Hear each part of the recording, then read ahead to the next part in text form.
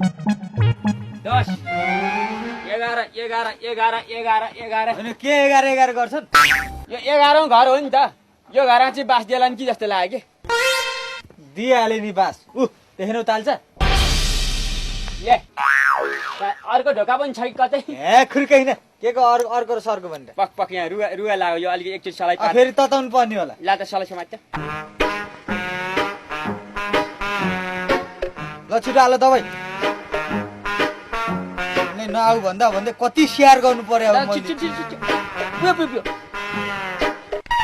Line हेर्नुहोस् ससुराबा, यो business भन्ने कुरो लगानीमा आधारित हुन्छ। अब 5 लाख लगानी गर्यो भने 10 लाख फाइदा हुन्छ, 10 लाख लगानी गर्यो भने 20 लाख फाइदा हुन्छ, 20 लाख लगानी गर्यो भने 40 लाख फाइदा हुन्छ।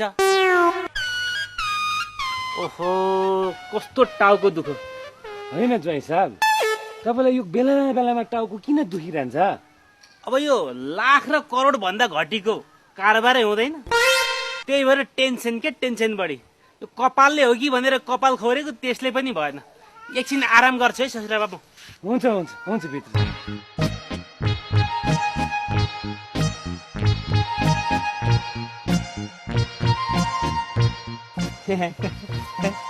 बसौँ भनेर उता सारिदिनु भएको।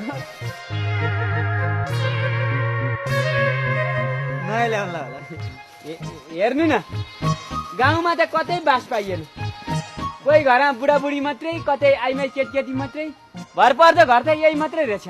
अब हेर्नुहोस्, मैले तपाईँलाई नबसौँ भने त होइन नि, कति राम्रोसँग बसौँ भनेको थिएँ। तर अब के गर्ने, अहिले मेरो कान्छा ससुरा बित्यो।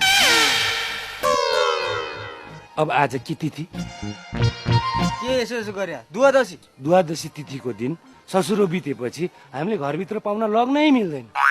भित्रै किन चाहियो र हजुर? हामी पिँढीतिरै गुल्टिहाल्छौँ नि हजुर। बरु अलि जाडो छ।